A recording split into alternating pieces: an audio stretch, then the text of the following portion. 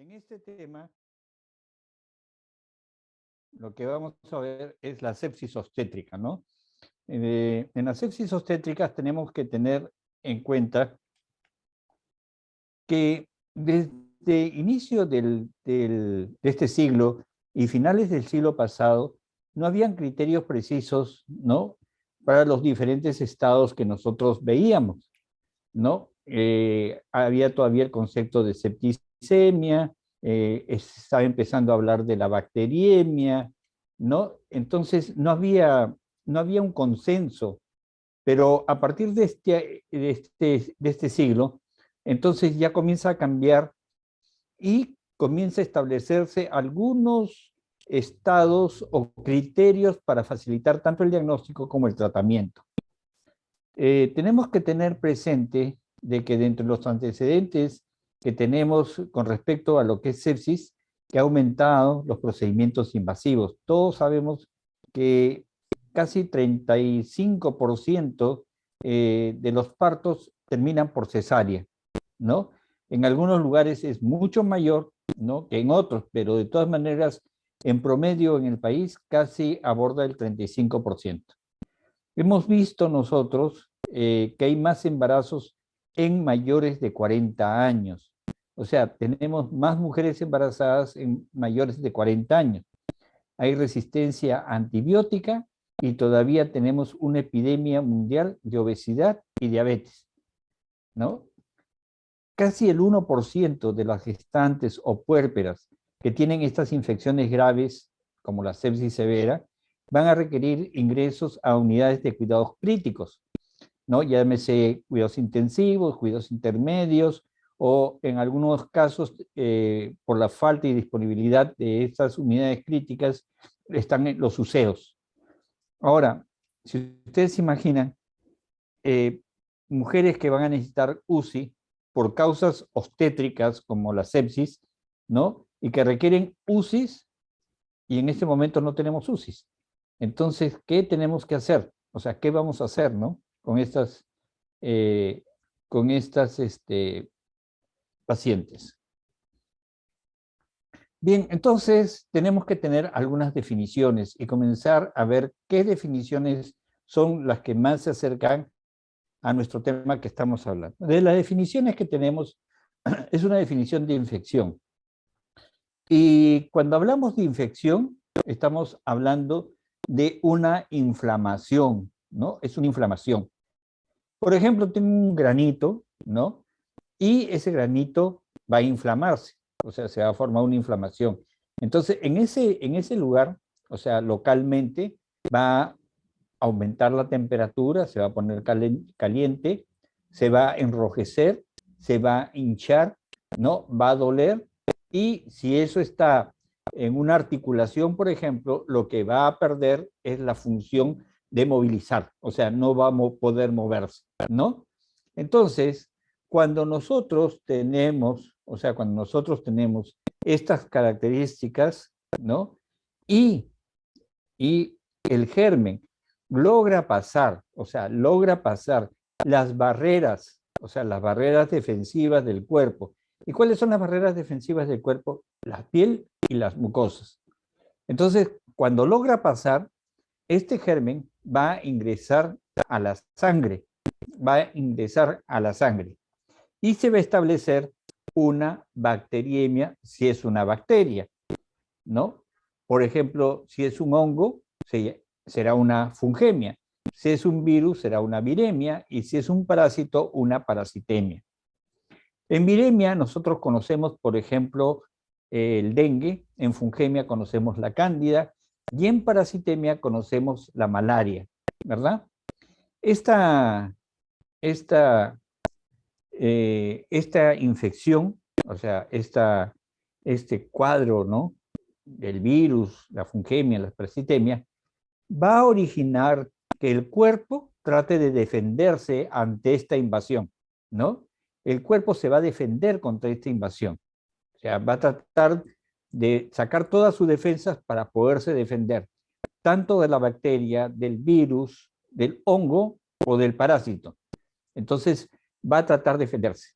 Esta defensa va a ir hacia el mismo germen en su totalidad, ¿no? Un germen en su totalidad, partes del germen, que pueden ser algunas partes solamente del germen, ustedes han visto, ¿no?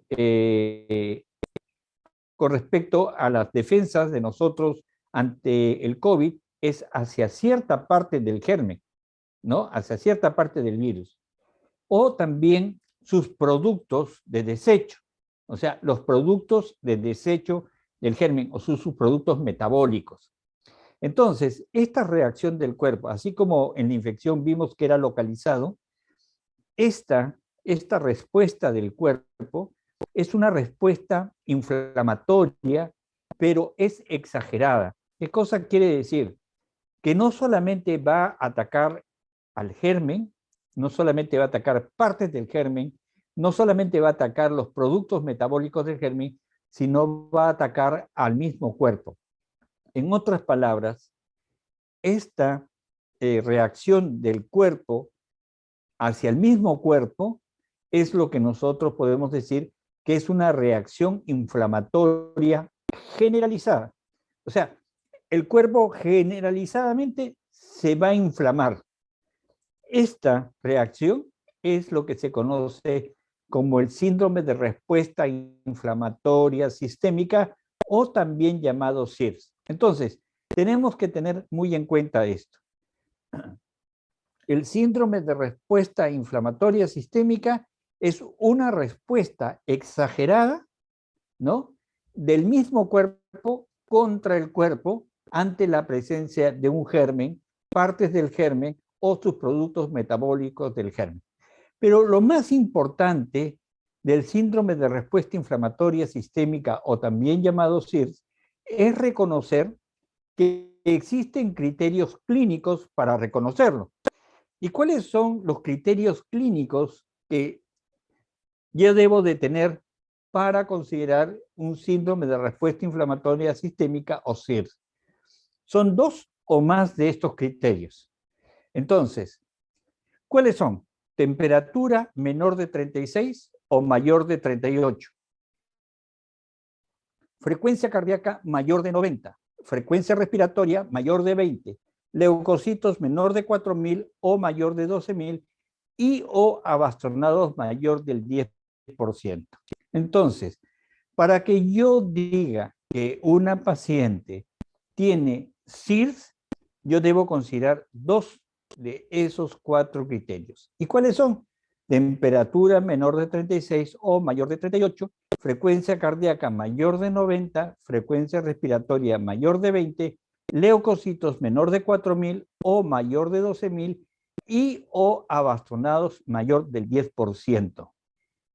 Bien, si mi paciente tiene SIRS, si mi paciente yo considero que tiene 2 de estos 4 criterios, entonces que tiene SIRS, entonces yo tengo la obligación de buscar un foco infeccioso. Yo no me puedo quedar solamente en que el paciente tiene SIRS. Yo tengo que buscar el foco infeccioso.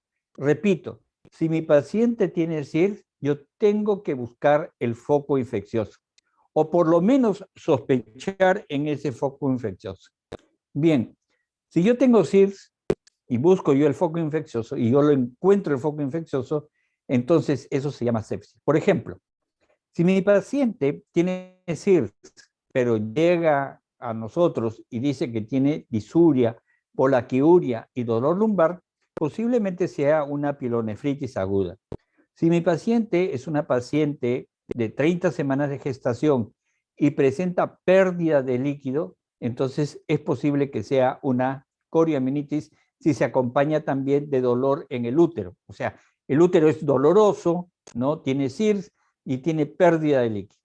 Si mi paciente es una puérpera de 4, 5 o 6 días y que regresa donde nosotros y encontramos lo que os malolientes, un útero subinvolucionado, doloroso a la palpación, entonces posiblemente sea una endometritis puerperal. Si mi paciente es una mujer puérpera que está dando de lactar y tiene una mama ingurgitada, dolorosa, enrojecida, aumentada de volumen, es posible que tenga una mastitis. Si mi paciente ha tenido una cesárea o un parto vaginal y a la cual se le ha hecho una episiorrafia, ¿no? Y que tiene una herida operatoria o la episiorrafia, ¿no? Con signos de flogosis, secreción, puede ser que tenga una infección de herida operatoria o una infección de episiorrafia. Si la paciente es una joven, más o menos de, bueno, de 20, 25 años, y que llega con una historia de retraso menstrual, ¿verdad? Entonces, tiene un sangrado, de repente algo maloliente, tiene un dolor a la movilización del cuello uterino, el útero estaba algo aumentado de tamaño y también es doloroso, es posible que sea un aborto séptico. Si la paciente llega a nosotros con un cuadro de fosiliaca derecha, de repente puede ser una apendicitis. O si la paciente llega con un distrés respiratorio, es posible que sea una neumonía.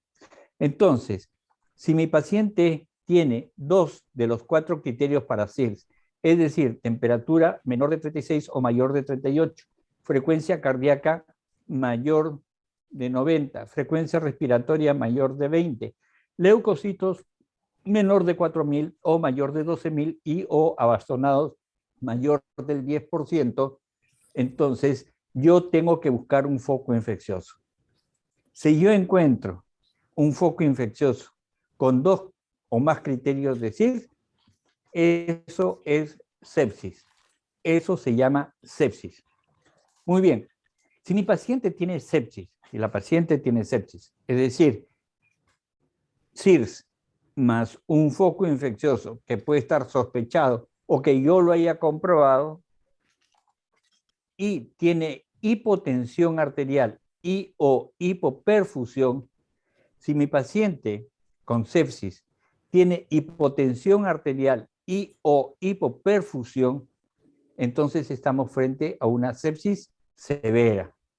Repito, si la paciente tiene CIRS, 2 o más criterios de CIRS, tengo la obligación de buscar un foco infeccioso. Si tengo un foco infeccioso o sospecho de un foco infeccioso, eso se llama sepsis. Si la paciente con sepsis además tiene hipotensión y o hipoperfusión, eso se llama sepsis severa. Bien, vamos a ver. ¿A qué llamamos hipotensión arterial? Porque eso también tenemos que definir qué es hipotensión arterial. El día de ayer hablábamos sobre hipertensión arterial, hoy día vamos a ver hipotensión arterial. Entonces, cuando hablamos de hipotensión arterial, estamos hablando de una presión arterial sistólica menor de 90, ¿no? Entonces, hipotensión arterial es presión arterial sistólica menor de 90. Y o una presión arterial media menor de 60, ¿ya? Y o una caída de la presión arterial mayor de 40 a partir de valores basales. Por ejemplo, vamos a suponer que mi paciente es una preeclampsia severa, ¿no? Es una preeclampsia severa y la cual ha estado hospitalizada, ¿no? 4 días en cuidados intensivos. Ha estado con ventilación mecánica, ha estado con vías, ha estado con sondas, ¿no? Y al cuarto día ella estaba con 160, 110, o sea, ingresa con 160, 110.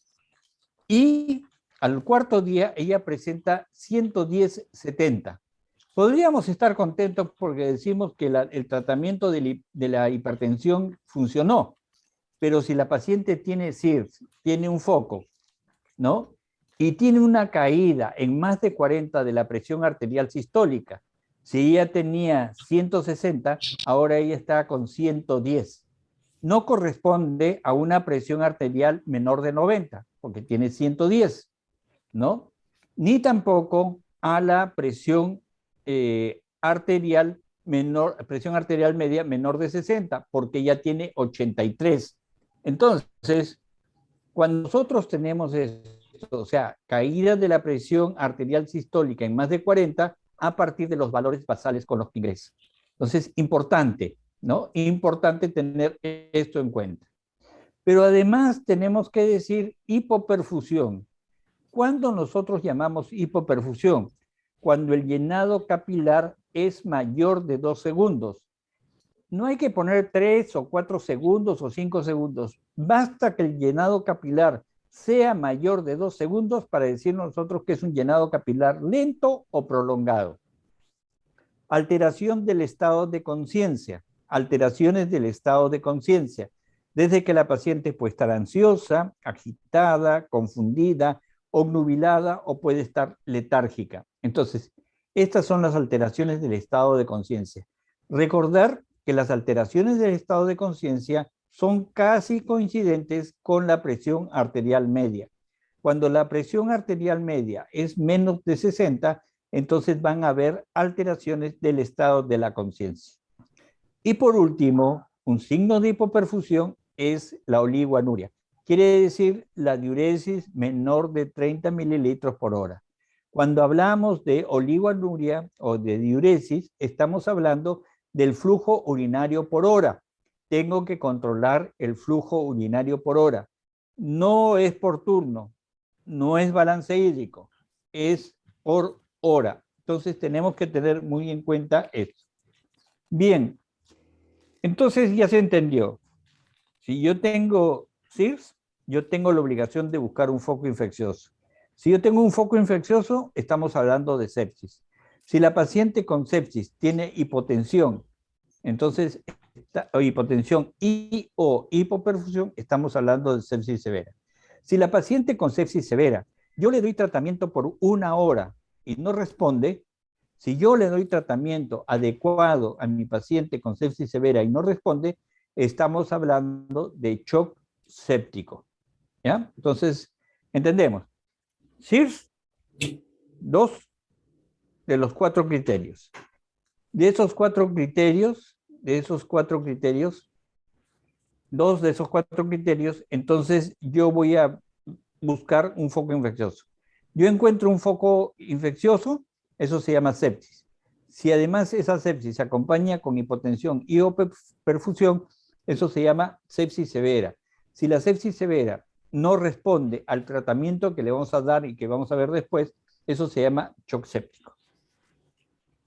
Entonces, acá van a tener todas las definiciones y como les dije ayer, estos cuadritos serían buenos de que ustedes los impriman, ¿no? Y los coloquen debajo del vidrio de su escritorio. Entonces, bacteriemia, presencia de bacterias en sangre. Síndrome de respuesta inflamatoria sistémica, 2 de los 4 criterios. Temperatura menor de 36 o mayor de 38, frecuencia cardíaca mayor de 90, frecuencia respiratoria mayor de 20, leucocitos menor de 4.000 o mayor de 12.000 y o abastonados mayor del 10%. Si mi paciente tiene SIRS, tengo la obligación de buscar un foco infeccioso o al menos sospecharlo o comprobarlo. Si mi paciente tiene sepsis y tiene hipotensión arterial y o hipoperfusión, es decir, hipotensión, presión arterial sistólica menor de 90 y o presión arterial media menor de 60 y o caída de la presión arterial sistólica en más de 40. Hipoperfusión, llenado capilar mayor de 2 segundos, lento o prolongado, alteración del estado de la conciencia y oligoanuria. Y si mi paciente con sepsis severa no responde al tratamiento, entonces hablamos de shock séptico. Bien, entonces, y acá tenemos que sacar lo siguiente. Si mi paciente ¿ya? No puede salir del primer nivel, o sea, no puede salir del primer nivel con shock séptico, con diagnóstico de shock séptico. Porque si la paciente sale de un primer nivel, ¿ya? Con el diagnóstico de shock séptico, es porque estuvo más de 1 hora en un establecimiento que no tenía capacidad resolutiva. Por eso que es importante que se tenga en cuenta. La paciente tiene que salir con sepsis severa. Es decir, desde que ingresa hasta que está saliendo, máximo debe haber pasado media hora, 30 minutos. Entonces, se han dado cuenta que la sepsis severa, shock séptico, ¿no? Es de diagnóstico simplemente clínico. infección, sepsis, sepsis severa, shock séptico y la muerte. Entonces, el diagnóstico es solamente clínico, o sea, se puede hacer clínico, fácilmente clínico, ¿verdad? Y le pongo ese reloj porque ese reloj quiere decir que depende del tiempo, va a depender del tiempo. Si yo me demoro, entonces más complicada voy a tener a la paciente. Entonces vamos a ver cómo evoluciona hasta el shock séptico. La paciente ingresa a nuestro establecimiento de salud, ya sea a la consulta, ya sea por emergencia, en sala de partos, en sala de hospitalización, ¿no? En sala de repente, en sala de operaciones. Entonces la paciente ingresa, ¿no? Ingresa. Es una paciente, puede ser puérpera, ¿no? Y tiene dos de los siguientes criterios. Temperatura menor de 36 o mayor de 38. Frecuencia cardíaca mayor de 90, frecuencia respiratoria mayor de 20, leucocitos menor de 4.000 o más de 12.000 y o abastonados mayor del 10%. Si tiene esto, nosotros estamos hablando de CIRS. Si la paciente tiene CIRS y tiene un foco que sospechamos o lo hemos comprobado, la paciente tiene sepsis. Si la paciente tiene sepsis y además tiene hipotensión y o hipoperfusión, estamos hablando de sepsis severa.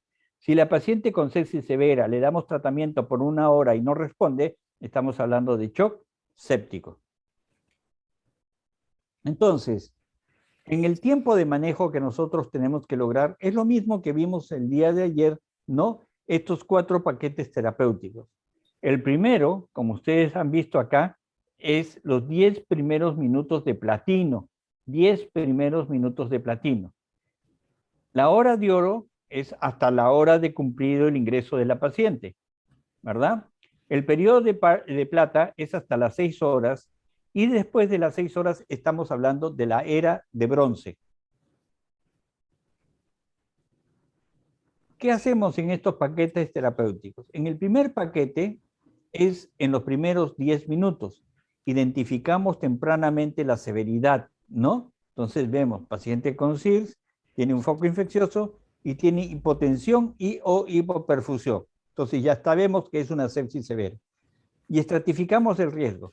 Entonces, para estratificar el riesgo, yo tengo que identificar. La paciente, de repente, es una paciente desnutrida. Va a tener más posibilidades de tener una sepsis.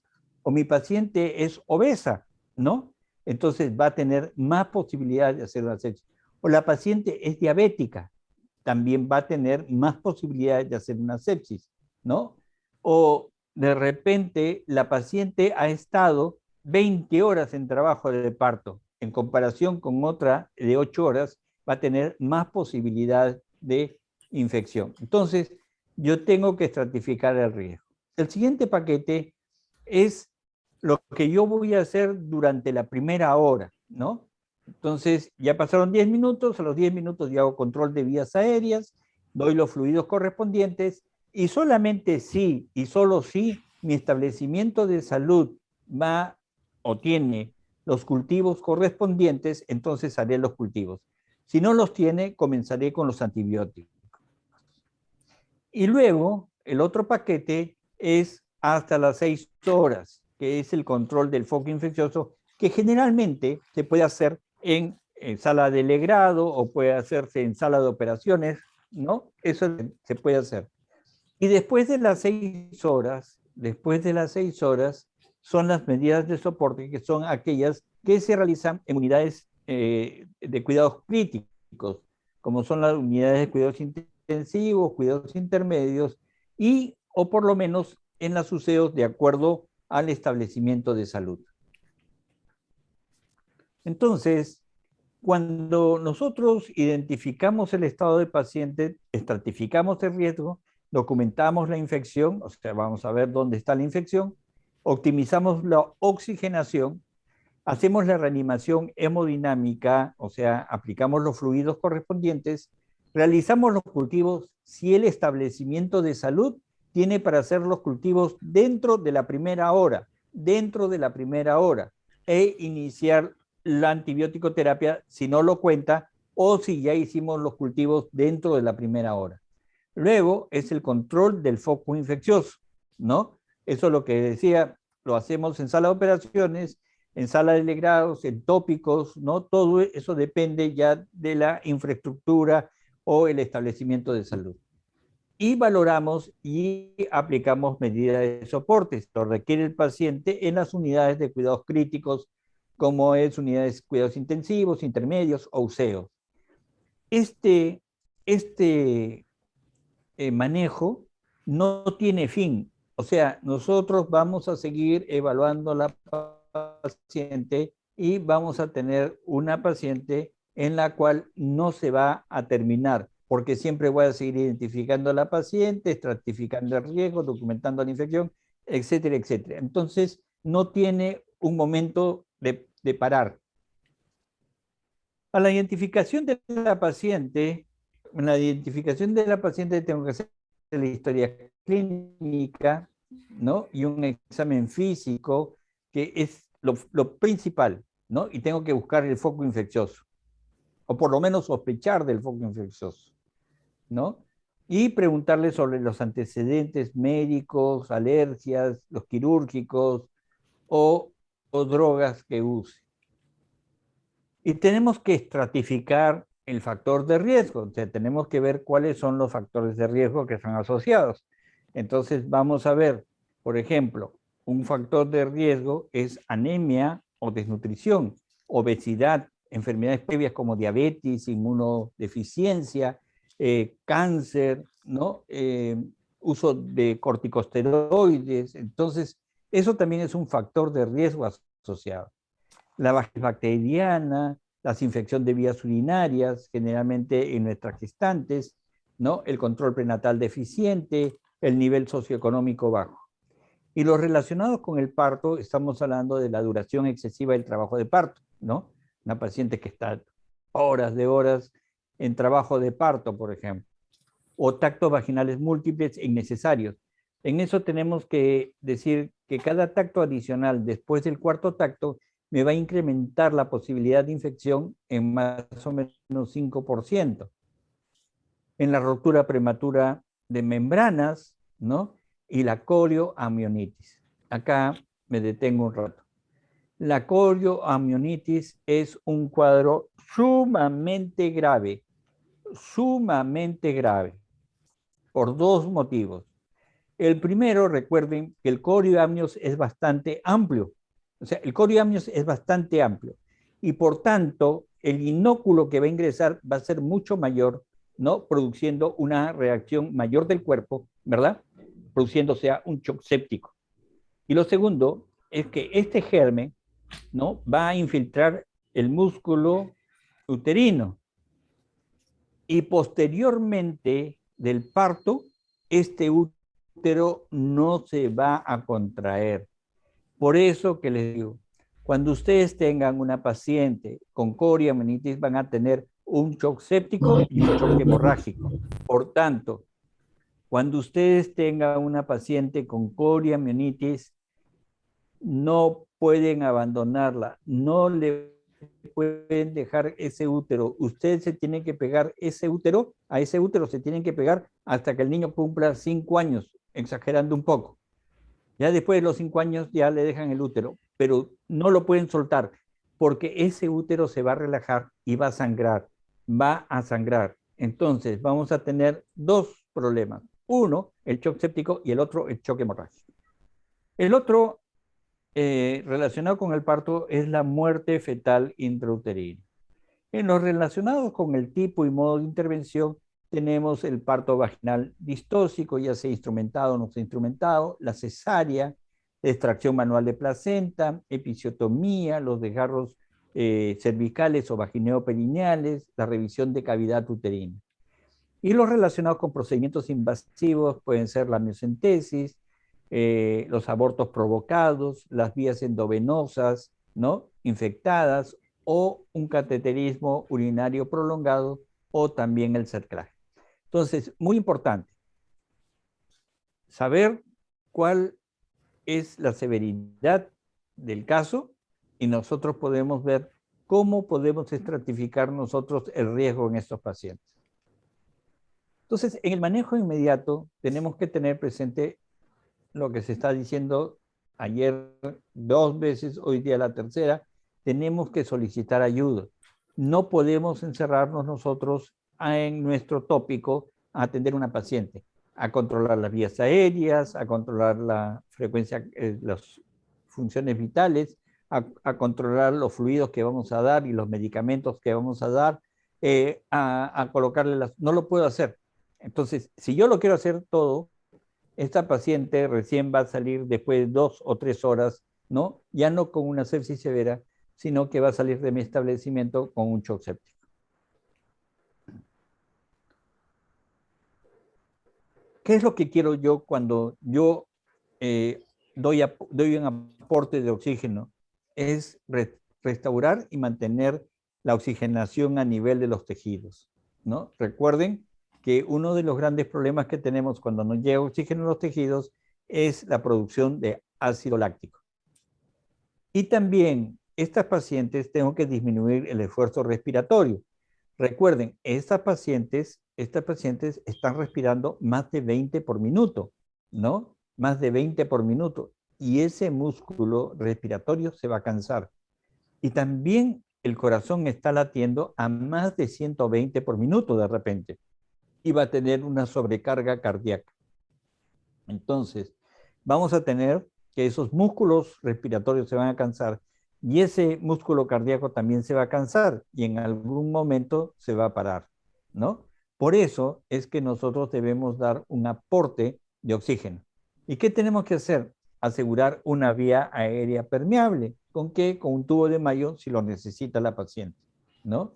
Recordar que estas pacientes son vomitadoras y pueden caer obnubiladas o pueden caer en un estado letárgico, ¿no? Perder el conocimiento y poderse aspirar. Entonces tenemos que tener mucho cuidado con estas pacientes. Y dar oxígeno, ¿no? Por máscara a razón de 6 a 8 litros por minuto.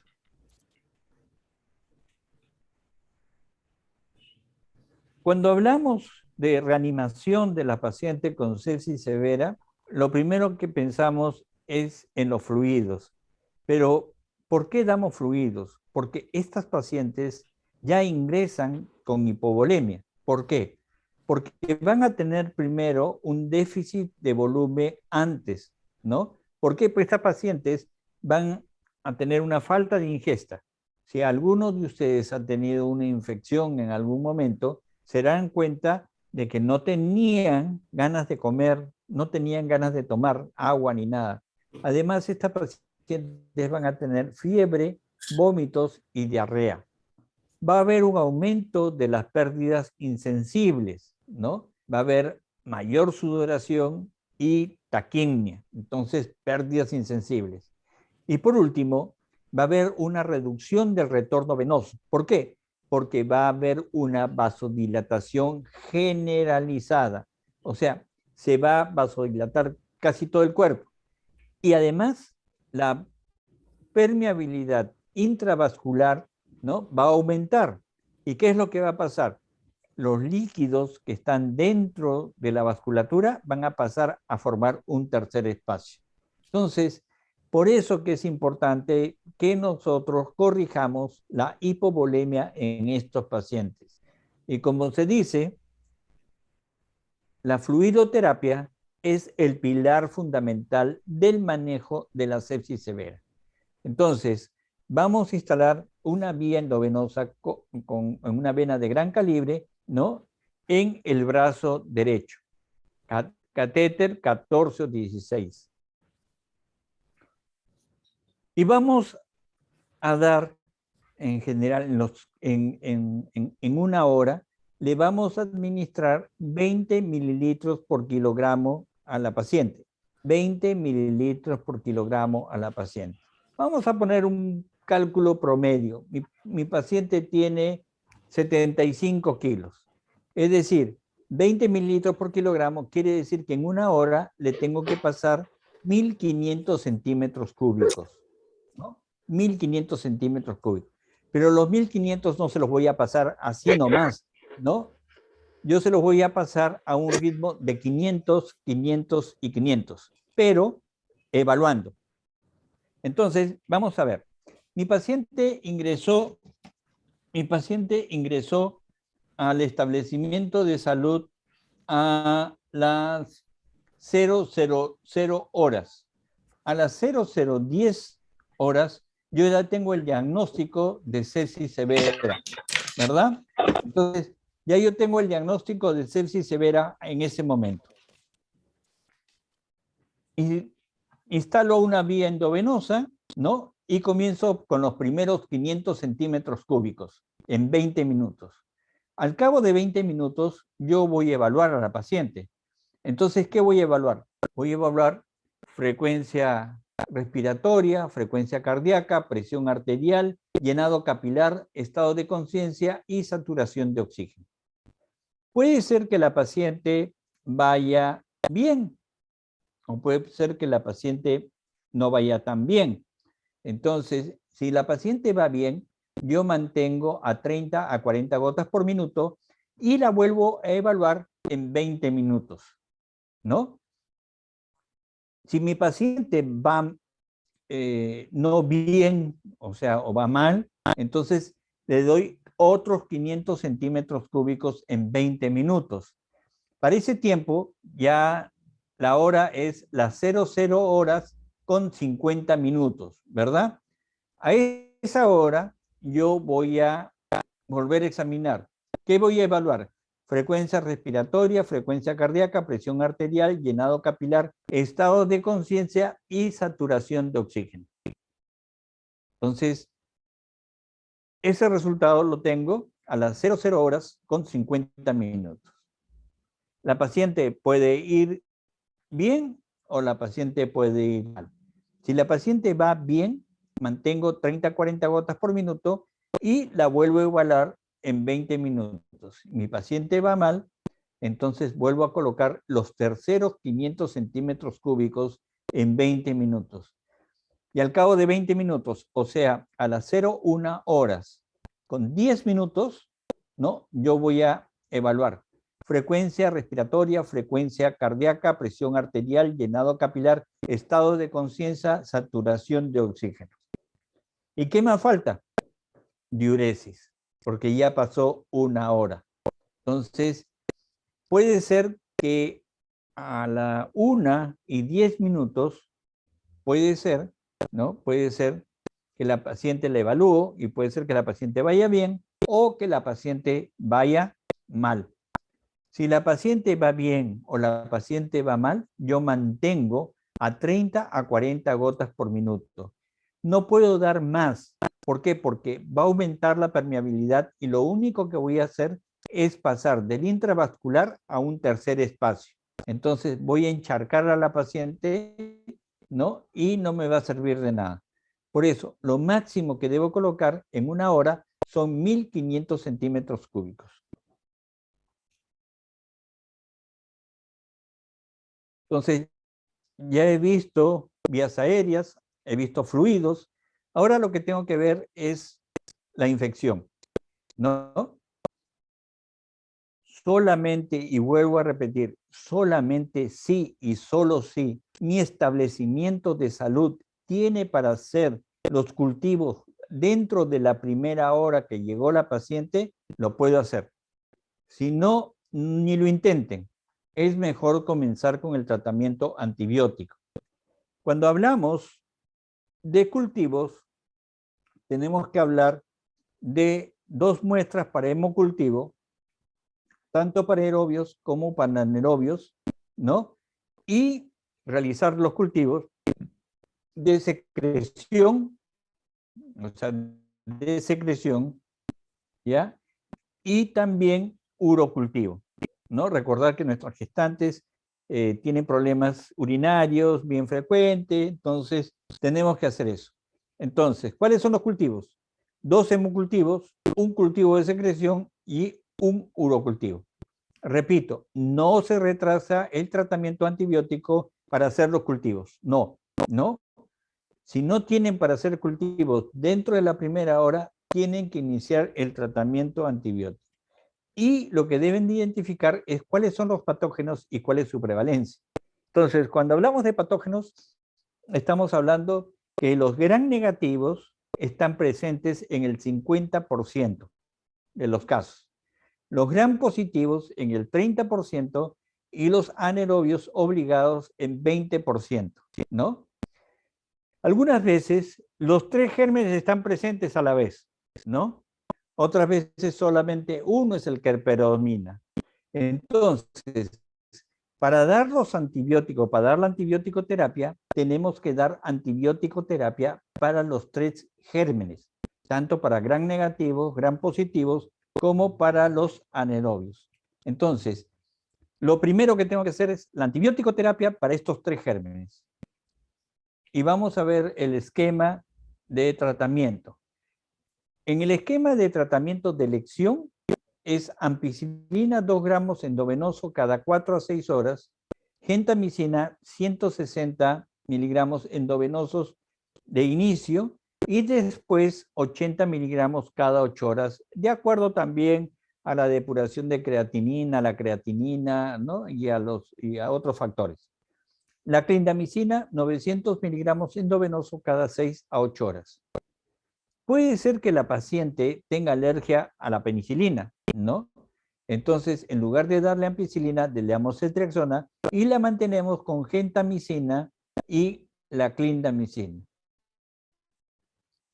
Pero puede ser que la paciente tenga alergia a la ampicilina y a la ceftriaxona. Entonces debemos mantenernos con gentamicina y clindamicina y ya no damos nada, ni ampicilina ni ceftriaxona. Diuresis, nuevamente diuresis. Diuresis es el flujo urinario por hora. Si se coloca una sonda vesical es para evaluar, ¿no? Es para evaluar el flujo urinario cada hora. No es por turno, no es un balance hídrico, es por hora lo que tenemos que hacer. Entonces, hablamos de oligoanuria cuando la diuresis es menor de 30 mililitros, ¿no? en una hora. Otros exámenes que nosotros tenemos que hacer, si es que mi establecimiento de salud tiene la capacidad resolutiva para solucionar el problema. Si no lo tiene para solucionar el problema, pero tiene, por ejemplo, un laboratorio, ¿no? de última generación, entonces le toman las muestras y mientras que la paciente está yendo al establecimiento de referencia, están procesando la muestra. De tal manera que cuando llega la paciente ya de repente tienen los resultados de ese caso. Entonces, ¿qué es lo que tienen que hacer? Es hemograma, hemoglobina, grupo sanguíneo, pruebas cruzadas, glucosa, creatinina, examen de orina completo, el perfil hepático si lo tienen, bilirrubinas, transaminasa, fosfatasa alcalina, perfil de coagulación como plaquetas, tiempo de protrombina y fibrinógeno. Y para hacer el estudio por imágenes, recordar, el estudio por imágenes no da el diagnóstico de sepsis severa. Solamente lo único que hace el estudio por imágenes es, ¿no? la localización o la ubicación del foco infeccioso. La localización del foco infeccioso.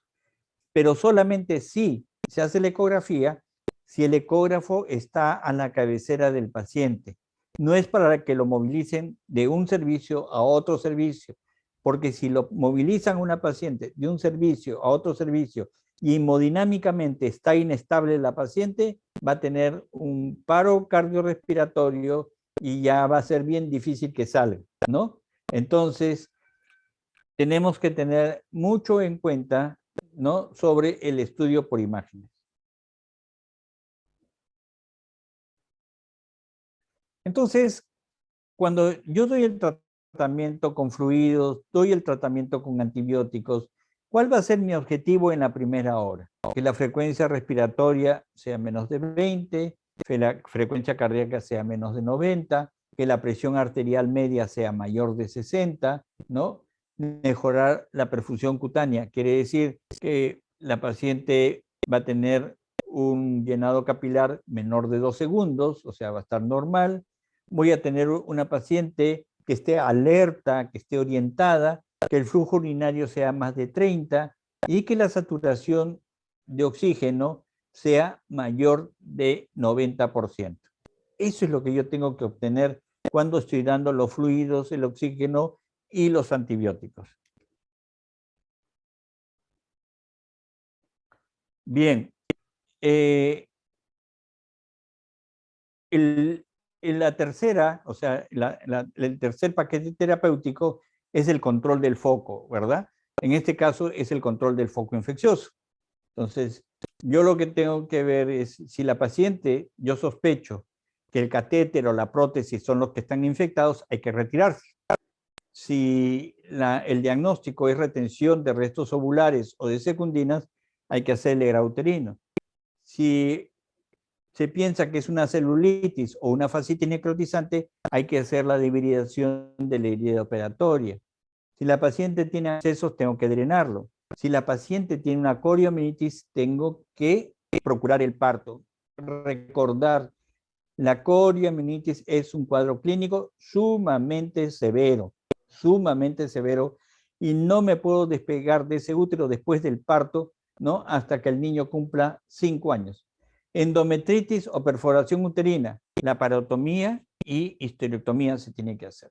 Entonces, esto es en general, ¿no?, la parte práctica de lo que nosotros tenemos que hacer cuando estamos frente a un caso de sepsis severa. Ver la bioseguridad. Uno de los grandes problemas que nosotros teníamos es el tema de la bioseguridad fundamentalmente en los servicios tanto obstétricos como neonatales.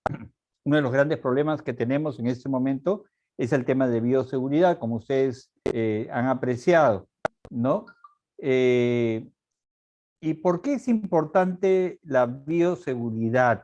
En este momento nosotros vemos que muchos de nuestros pacientes han fallecido, ¿no?, con infecciones asociadas a la atención de salud. ¿Y cuáles son los motivos? Los motivos son que muchos de estos pacientes están en respiración mecánica y por tanto las infecciones son más frecuentes cuando se usan respiradores mecánicos.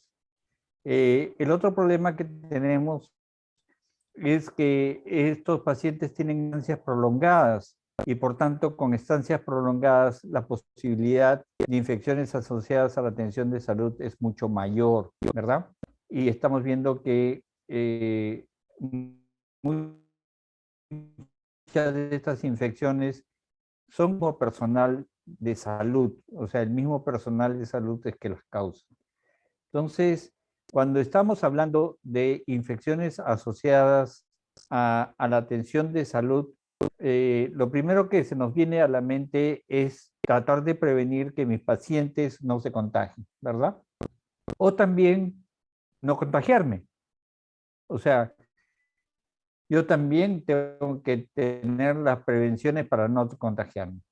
Pero el más grande problema que puede existir con las infecciones asociadas a la atención de salud es que una infección, yo la he estado ocurriendo en el último año, que muchas familias han fallecido porque el personal de salud llevaba estas infecciones a casa, ¿no? Entonces, y la familia era la que se afectaba.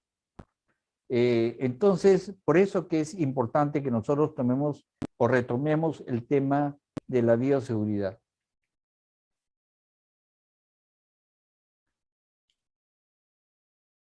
La OMS ha dado 9 estrategias para la seguridad de los pacientes. Y dentro de esas estrategias es el tema de los medicamentos de aspecto y nombre parecidos. Como ustedes ven, es muy difícil poder identificar cuáles son los medicamentos que ustedes tienen al frente. Y recordar que casi 60% de los profesionales médicos están pasando los 40 años. Y si pasan los 40 años, tienen un gran problema que se llama la presbicia, ¿verdad? Entonces, a la hora que quieren identificar un medicamento, no lo pueden hacer por la rapidez, ¿no? Entonces, Por eso es que ustedes tienen que identificar siempre en su emergencia cuáles son los medicamentos y colocarlos de repente rotulados con letras más grandes para que sepan cuál es el medicamento que ustedes tienen al frente. La identificación de pacientes es muy importante. No solamente debería ser el cartelito que se le coloca al paciente, ¿no? Sino también se le debería colocar de repente una pulsera, ¿no? Con la identificación. Es decir, se tienen que buscar más estrategias para la identificación del paciente. La comunicación durante el traslado del paciente. Debemos comunicarnos con el paciente y también con los centros de referencia. La realización del procedimiento correcto en el lugar del cuerpo correcto. Y esto ocurrió hace más de 10 años, ¿no? En un hospital de Lima. También ha ocurrido hace unos 3 años en un niño que le extirparon un testículo por otro. Pero también ha podido ocurrir con mamas, o sea, con mamas en pacientes, con mamas, con ovarios, ¿no? En los casos, en ojos, por ejemplo, en los casos que tenemos dos órganos, ¿no? Simétricos, entonces también pueden ocurrir. Y tenemos que tener estrategias también, ¿para qué? Para que no nos pase esto. El control de soluciones concentradas de electrolitos. Miren, ayer hablábamos nosotros de cómo se debería colocar. Esta de acá no es una buena forma para colocar los electrolitos. Como ustedes ven, los electrolitos se pueden quedar en la parte baja y pasar mucho más concentrado al paciente. Muchos de los problemas que nosotros tenemos con pacientes se dan en los cambios de guardia. ¿Y por qué en los cambios de guardia? Porque el que sale no espera al que entra, ¿no? Y el que entra a veces llega tarde y no tiene tiempo para darse el cambio de guardia, ¿no? Pero hay otra cosa que todavía empeora eso. La escritura, en la mayoría de las veces, es sumamente ilegible. Entonces, ¿cómo es posible que la persona que entra pueda leer una historia clínica que está completamente ilegible? Entonces, tenemos que hacer lo posible porque las transiciones asistenciales, los cambios de guardia, se realicen de la mejor forma. Evitar los errores de conexión de catéteres y tubos. Y se acuerdan que el día de ayer hablábamos del brazo derecho y el brazo izquierdo. Eso es para evitar los errores de conexión, ¿no? Han habido casos en los cuales por la vía endovenosa se ha pasado alimentos. Entonces, ¿por qué? Porque no se identificaron estos tubos para conexión. Los dispositivos de inyección solamente deben ser una sola vez usados, ¿no? No pueden ser usados varias veces. Estos dispositivos antiguos, ¿no? Usaban el alcohol para poder ser desinfectados. Y por último, una de las estrategias que tenemos que tener presente es el lavado de manos para prevenir las infecciones asociadas a la atención de salud. Quiero decir que las infecciones asociadas a la atención de salud era lo que antes se llamaban infecciones nosocomiales o infecciones intrahospitalarias, ¿no? Bien, entonces vamos a tener algunas definiciones que decir. Estas son las precauciones estándares que debemos tener, ¿no? Estas son nuestras precauciones estándares. Y dentro de las precauciones estándares, equipos de protección personal, como son guantes, mandilones, lentes, mascarillas, botas y las gorras. Pero aparte de estos equipos de protección personal como precauciones estándares, debemos considerar el lavado de manos y también la disposición de residuos sólidos. Entonces, no solamente es los equipos que usamos, sino también es el lavado de manos y la disposición de residuos sólidos. Entonces, en las infecciones asociadas a la atención de salud, un criterio que debemos tener presente es ¿A qué se llama infección asociada a la atención de salud?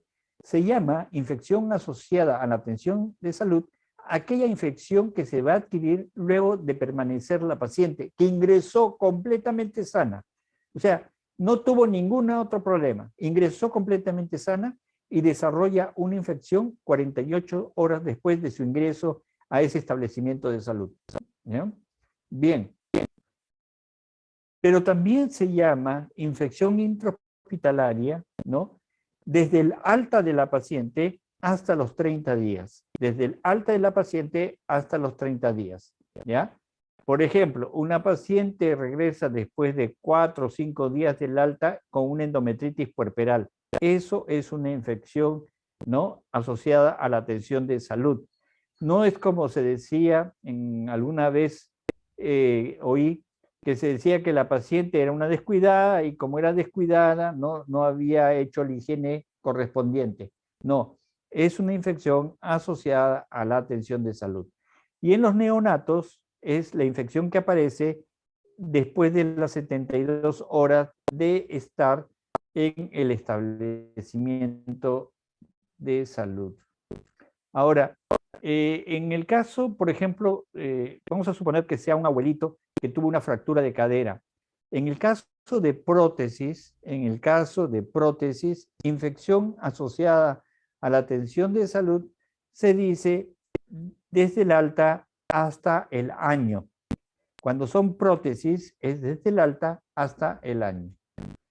Solamente este es un ejemplo de cómo impacta en el país una infección asociada a la atención de salud.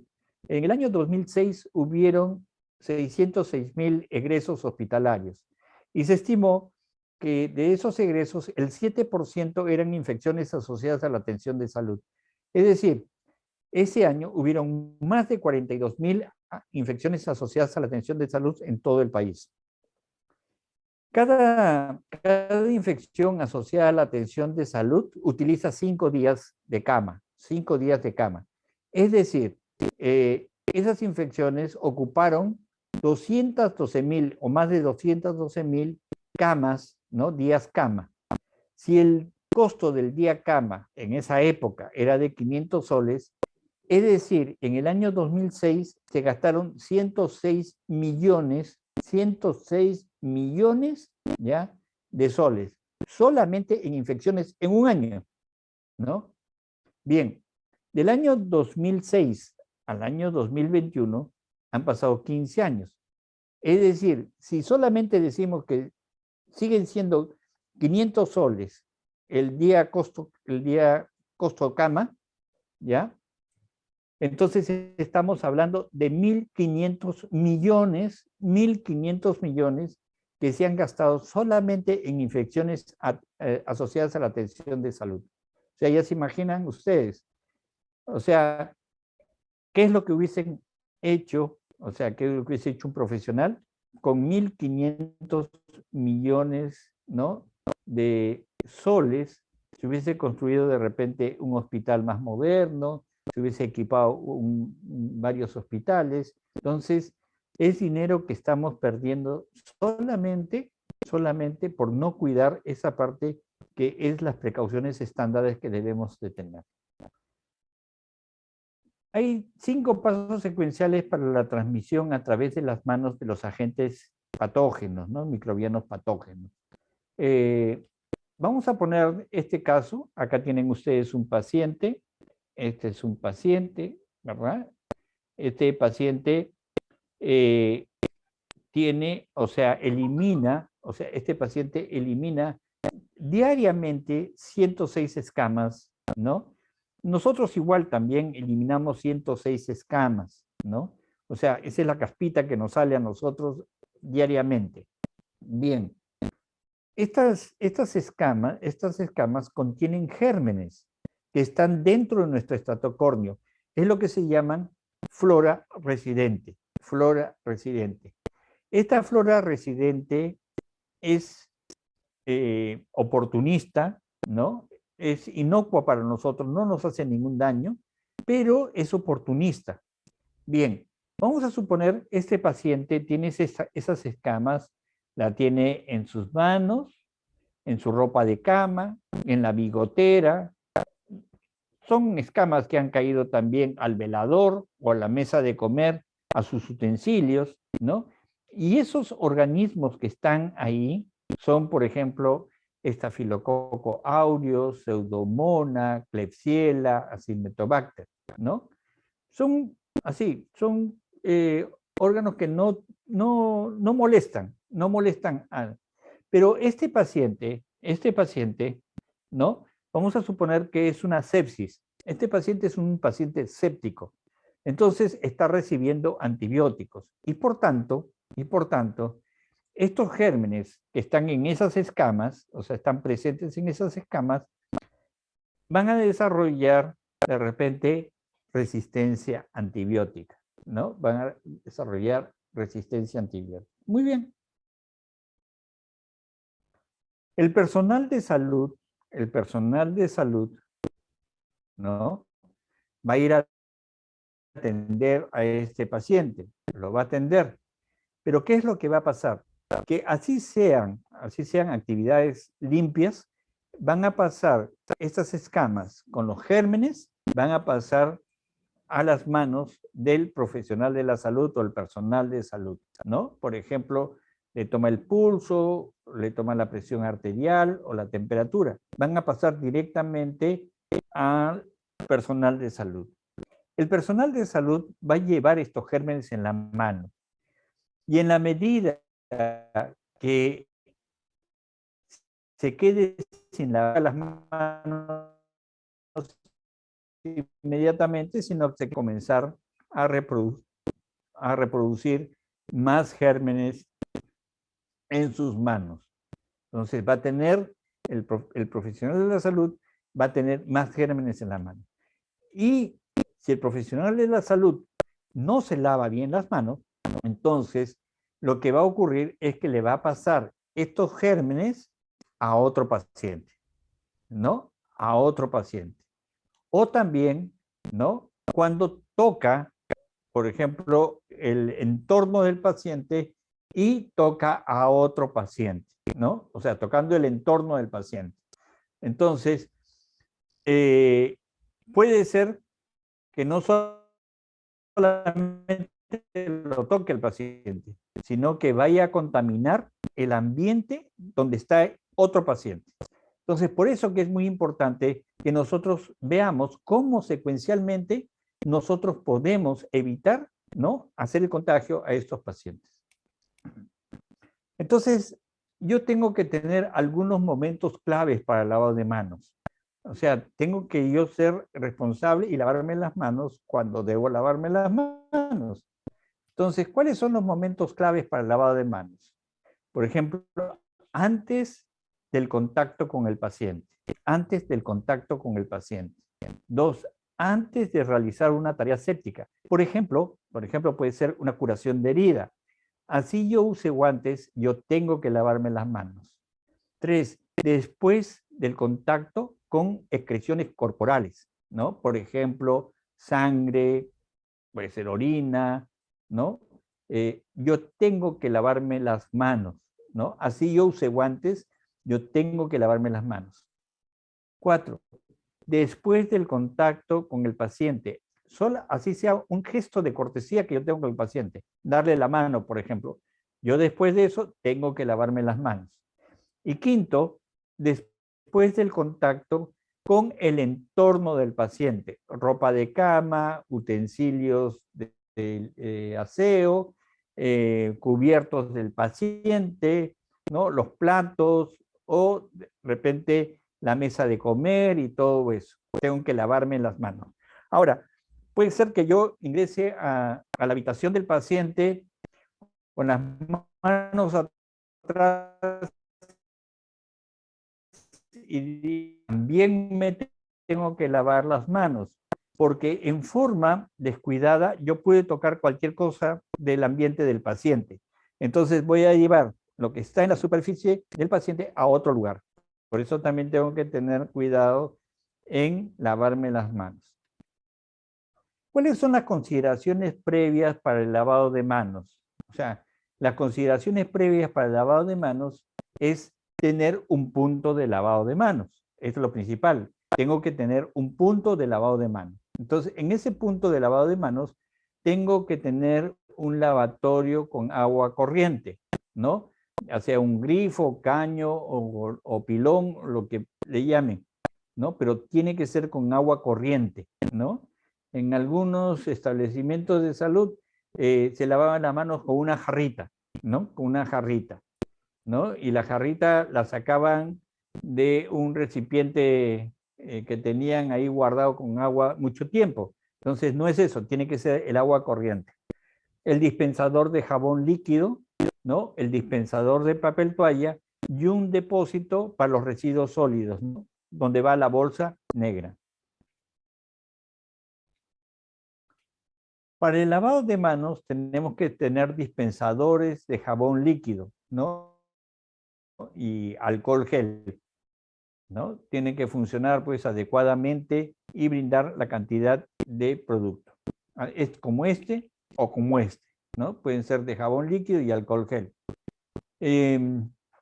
Punto fundamental. Este dispensador que ustedes ven ahí es un dispensador descartable. No es para volverlo a llenar. O sea, después que se usó, hay que eliminarlo, ¿no?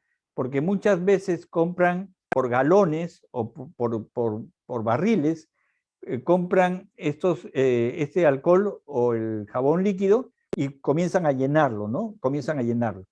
Otra de las cosas que hay que tener presente es que el personal, ¿no? Que da el visto bueno de recibir estos productos tiene que tener la seguridad y la certeza que está recibiendo un buen producto, ¿no? Porque algunos proveedores lo que hacen es llenar a la mitad con agua, ¿no? Se llenan a la mitad con agua. Si fuera de repente, le estoy diciendo de repente nada más, con agua estéril no habría problema, pero no sabemos con qué agua la llena. Entonces, por eso que tiene que tener en cuenta el personal que recibe estos productos. Y este tipo de dispensador no debe existir. ¿Por qué? Porque es el que se rellena. Entonces, yo no debo rellenar, ¿no? Yo no debo rellenar. Tienen que ser descartables. Las toallas deben ser de papel, ¿no? No de felpa, deben ser de papel. Recordar, el papel toalla es el papel toalla, no es el papel de cocina, ¿no? Papel toalla es papel toalla, ¿no? Es el que se usa en estos dispensadores que son completamente cerrados. El papel de cocina es un rollo, ¿no? Es un rollo que algunas veces lo usan para secarse las manos. Pero el gran problema de estos papeles para secarse las manos es que se pueden caer. Y a la hora de caerse, lo que voy a recoger, ¿no? Es las escamas que tienen los gérmenes. Entonces, a la hora de secarme, si es que no me he secado yo, se va a secar el siguiente, ¿no? Va a contaminarse sus manos con gérmenes, ¿no? Y puedo yo llevar estos gérmenes donde otro paciente. Tampoco deben utilizarse secadores de aire en las áreas de tensión, porque estos van a producir turbulencia y al producir turbulencia van a levantar todas esas escamas con gérmenes, ¿no? Y van a contaminar nuevamente. Entonces, en las áreas asistenciales no se deben usar los secadores de aire. En las áreas administrativas quizás se podrían usar, pero en las áreas asistenciales no deberían usarse. Uñas cortas, menos de 5 milímetros, limpias y sin esmaltes, incluso los transparentes. ¿Por qué? Porque los esmaltes se van a fracturar y en esas rendijas de esas fracturas, ahí se van a introducir los gérmenes. Tampoco usar uñas artificiales ni extensiones de uñas. Recuerden, no es solamente para proteger a mi paciente, no es solamente para protegerme a mí, sino también es para proteger a mi familia, ¿no? Porque si yo llevo una infección a mi casa, entonces quienes se van a perjudicar por algo que no está dentro de ellos, se van a perjudicar por una infección asociada a la atención de salud. Mangas por encima del codo, retirar todo joyas, anillos, pulseras, relojes, ¿no? Algunas veces llegan como yo digo exageradamente, con más joyas que el señor de Zipán, ¿no? Porque en realidad es exagerado llevar tantas joyas a un establecimiento donde muchas veces atendemos a pacientes que no tienen dinero, ¿no? Eh, el uso de guantes no reemplaza, no reemplaza el lavado de manos. Así yo use guantes, yo tengo que lavarme las manos. ¿Por qué? Porque yo no sé si ese guante tiene mucha porosidad, ¿no? Y va a pasar el germen por ahí. ¿Cuándo me debo lavar las manos con agua y jabón? ¿Y cuándo me debo higienizar con alcohol gel? Me debo lavar las manos con agua y jabón cuando yo ingreso a mi establecimiento de salud, ¿no? Yo ingreso a mi establecimiento de salud, me debo lavar las manos con agua y jabón. Atiendo un paciente y me higienizo con alcohol gel. Atiendo el segundo paciente, me puedo higienizar con alcohol gel. Atiendo el tercer paciente y me lavo con agua y jabón. Y así sucesivamente. Si yo llego al final de mi jornada, entonces yo voy a salir a mi casa y me tengo que lavar con agua y jabón. También me tengo que lavar las manos con agua y jabón cuando mis manos estén.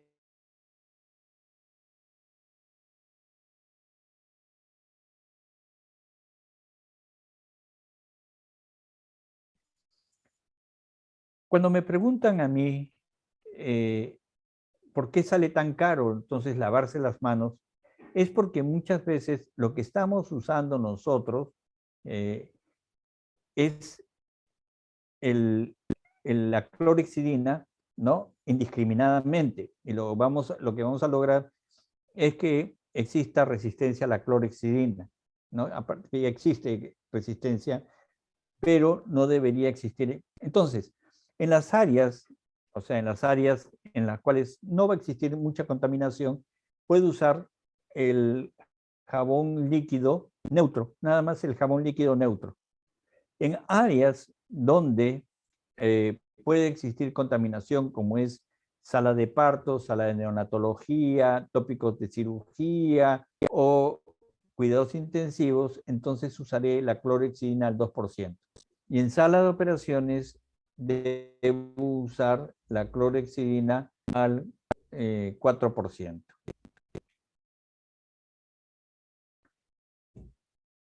La, el agua el agua con jabón, el agua y jabón produce mucha sequedad en la piel, produce mucha sequedad en la piel. Entonces lo que vamos a tener en la piel es agrietamientos, escoriaciones, y estas lesiones van a favorecer la colonización de gérmenes en esos espacios. Entonces, para evitar eso, debemos usar lociones o cremas humectantes al finalizar el trabajo. Entonces, me lavo las manos para salir del trabajo y me echo la crema humectante o una loción humectante, ¿no? Ahora, el alcohol gel, muchos de los alcohol geles vienen ya con aloe vera, entonces van a ayudar, ¿no? A evitar el resecamiento de la piel. Bien, vamos a ver el lavado clínico de manos. Vamos a ver el lavado clínico de manos.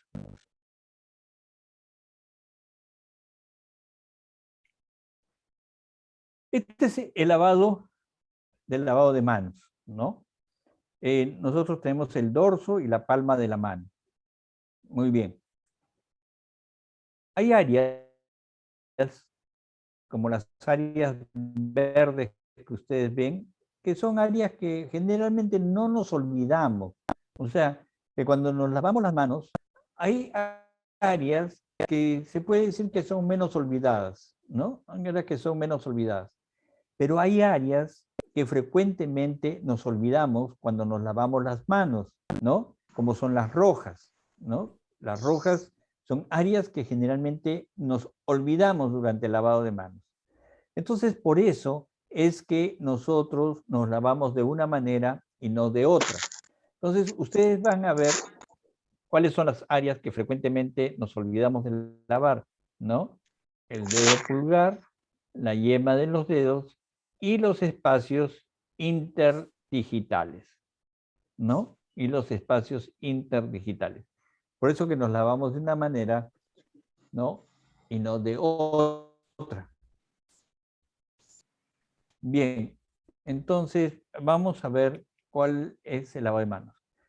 Si yo uso agua y jabón, entonces lo primero que tengo que hacer es abrir el caño, mojar mis manos, o sea, yo mojo mis manos, ¿no? Y me dispenso jabón, Eh, si yo no uso agua y jabón y solamente me higienizo con alcohol gel, entonces me echo alcohol gel a la mano, ¿no? Bien, el primer frotarse las manos. Si usé agua y jabón, voy a sacar espuma. Y si yo usé alcohol gel, voy a tratar de dispersar el alcohol gel en toda la mano. Bien, el segundo paso es la palma de la mano de una mano, la palma de la mano de una mano, ya va a ir hacia el dorso de la otra mano. Entonces, palma con dorso entrelazando los dedos. Palma con dorso entrelazando los dedos. Ustedes han visto que una de las zonas que frecuentemente no nos lavamos es el dorso de las manos y también los espacios interdigitales. Entonces, palma con dorso de las manos. Y viceversa para el otro lado también. El número 3 es palmas con palmas, o sea, palmas con palmas, ¿ya? Entrelazando los dedos. ¿Por qué? Porque también tengo que hacer la limpieza de los espacios interdigitales. Cuarto, el dorso de los dedos, ¿no? Entonces, el dorso de los dedos con la palma de la mano opuesta, con la palma de la mano opuesta. Quinto, la palma de la mano de una mano hace un movimiento de rotación, al dedo pulgar, ¿no? Al dedo pulgar, abarcando la región tenar, abarcando la región tenar. Y el sexto paso es los pulpejos de dedos en la palma de la mano opuesta. Igualmente para el otro lado también. Bien, esos son los 6 pasos. Si yo usé alcohol gel, entonces solamente dejo secar mis manos, o sea, las dejo secar las manos. Pero si usé agua y jabón, lo que tengo que hacer es enjuagarme las manos con el caño, o sea, con el chorro del caño me voy a enjuagar las manos y luego voy a agarrar la toalla para secarme. Como una curiosidad les digo, si la persona, o sea, la persona, usa un guante 4, de repente con un solo papel le baste para secarse. Pero si la persona usa guante 9, entonces va a ser bien difícil que con 3 de repente ni se pueda secar. Entonces, pero con el último papel, ya que coja, es que va a cerrar el caño. Con el último papel cierra el caño. Y ese papel lo elimina en el depósito con bolsa negra. El depósito con bolsa negra. Recordar que las manos son seguras cuando están secas. O sea, las manos van a estar seguras y van a ser seguras cuando solamente están secas.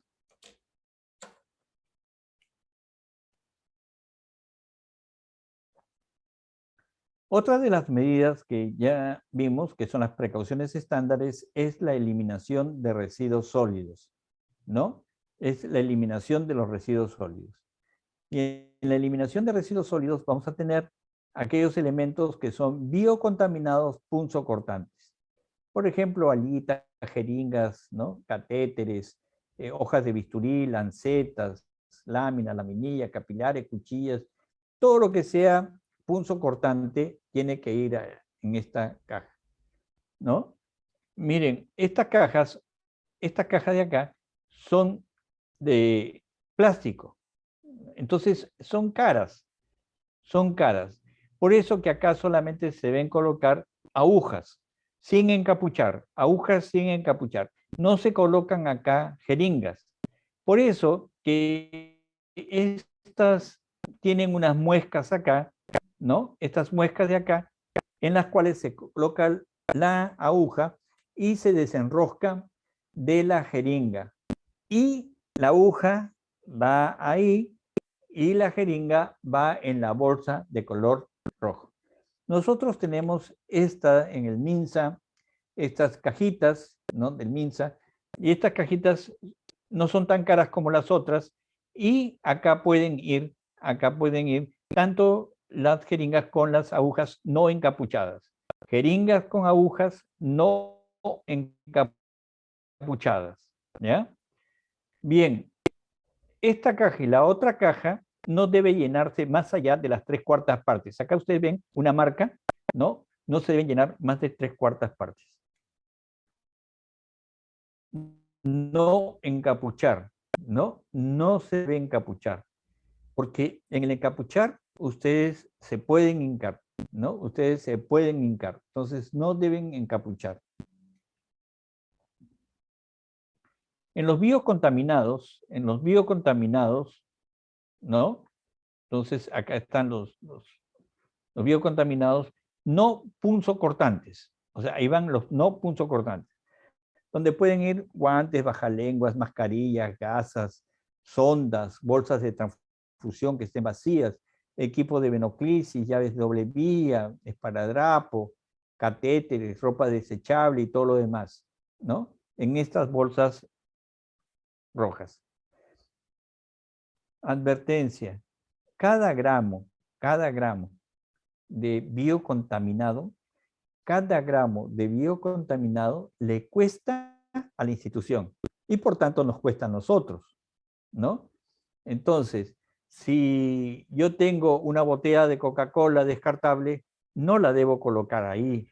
Si yo tengo, por ejemplo, un depósito de comida, por ejemplo, tampoco lo debo colocar ahí. Entonces, debo tener mucho cuidado en no colocar cosas que no sirven porque cada gramo cuesta, ¿no? Y también la advertencia de que no se debe llenar la bolsa más allá de las 3/4 partes, ¿no? Para que la persona que lo va a manipular pueda cerrarla sin ninguna dificultad. En los especiales, igualmente, ¿no? Por ejemplo, los tóxicos, sustancias corrosivas, inflamables, explosivos, ¿no? Medicamentos usados para el cáncer, que muchas veces no los tenemos, sino que están en algunos otros lugares. Pero, de todas maneras, esas son las bolsas que son amarillas. Y en las bolsas rojas tenemos que considerar ahí todos los que son los residuos comunes, ¿no? Todos los residuos comunes. En una oportunidad, un interno, ¿no? Había roto una botella de Coca-Cola de vidrio, ¿no? Una botella de Coca-Cola de vidrio. Entonces, cuando yo ingreso al servicio, encuentro el depósito de plástico, lo encuentro lleno de vidrio. Entonces, le pregunto quién ha sido, ¿no? Y me dice, yo he sido, ¿no? Porque son punzocortantes. Pero son punzocortantes, pero no biocontaminados, ¿no? Entonces, si ocurre eso, hago lo mismo que haría en mi casa, ¿no? Lo envuelvo en un papel, ¿no? En papel periódico, en cualquier otro papel, lo envuelvo, ¿no? Y así lo elimino. Pero no lo puedo poner en los punzocortantes porque son para punzocortantes biocontaminados. Entonces, ahí se colocan todos los residuos que no van en los anteriores, ¿no? Y que son los de uso doméstico. Igualmente también no hay que llenar la bolsa más allá de las 3/4 partes para que se pueda manipular cuando se tiene que eliminar. Vamos a ver otras medidas de control de las infecciones asociadas, ¿no? Las medidas de aislamiento, o sea, ¿qué es lo que tengo que hacer con los pacientes? ¿No? Y estas son las que van a lograr disminuir el riesgo de transmisión. Ustedes recuerden, ¿cuáles son las precauciones ahora por el COVID que tenemos que tener? Las precauciones basadas en qué vía de transmisión, en aerosol, ¿verdad? Entonces, tenemos que tener mucho cuidado con estas vías de transmisión. El uso racional de antimicrobianos, ¿no? ¿Cuál es el objetivo? Es optimizar la terapia antimicrobiana y minimizar la aparición de la resistencia antibiótica. Prevención de transmisión de infecciones es lo primero que tengo que hacer, ¿no? Evitar la transmisión de infecciones asociadas a la atención de salud. Controlar los microorganismos resistentes. Tengo que saber cuáles son los microorganismos que más están produciendo problemas en mi establecimiento de salud.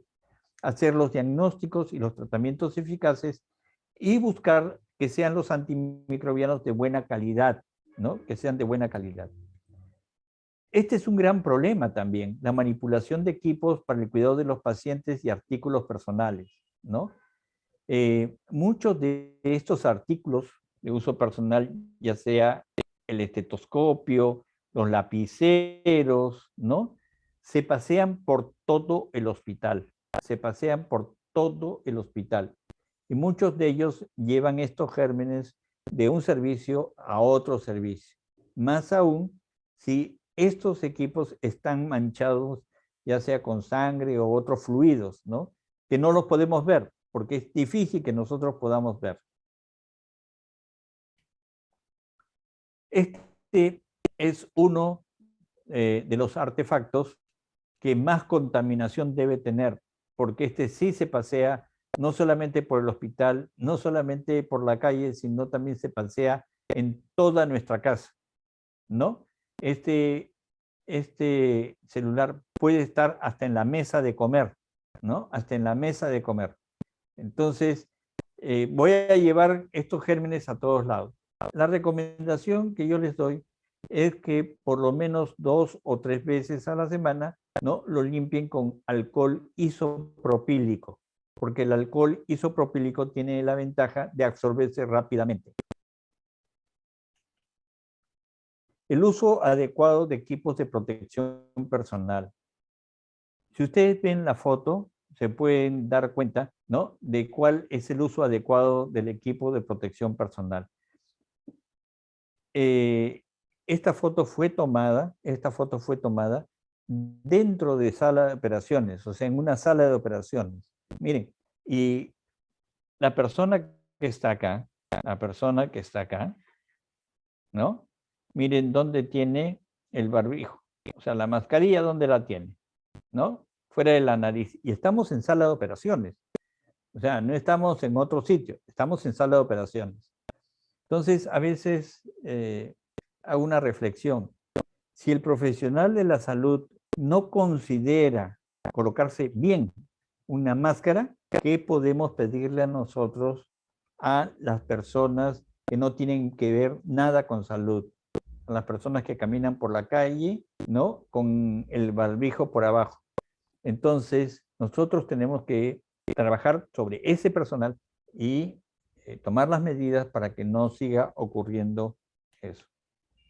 Los procedimientos de limpieza, ¿no?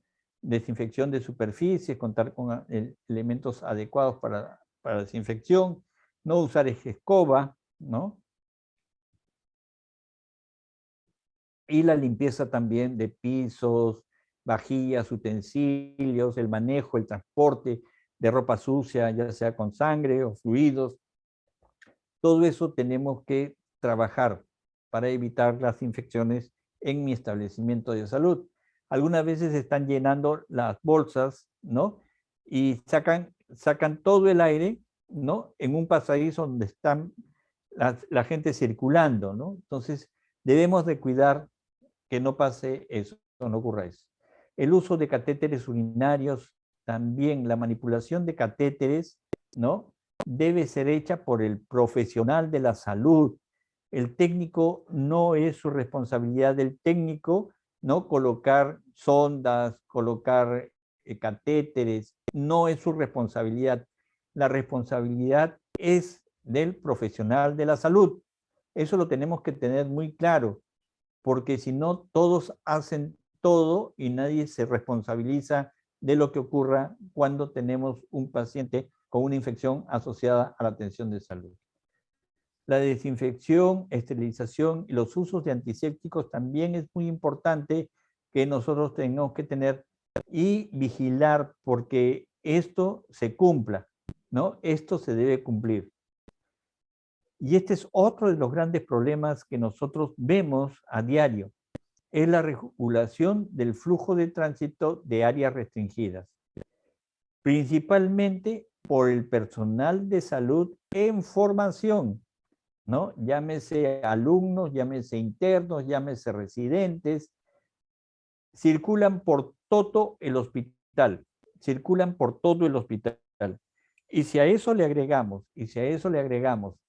que estos profesionales no se lavan las manos o se lavan poco las manos, entonces vamos a llevar los gérmenes de un servicio a otro servicio, de un paciente a otro paciente, ¿no? Entonces tenemos que estar muy atentos a que no ocurran estas infracciones, ¿no? A esas medidas de control de las infecciones en los servicios de salud.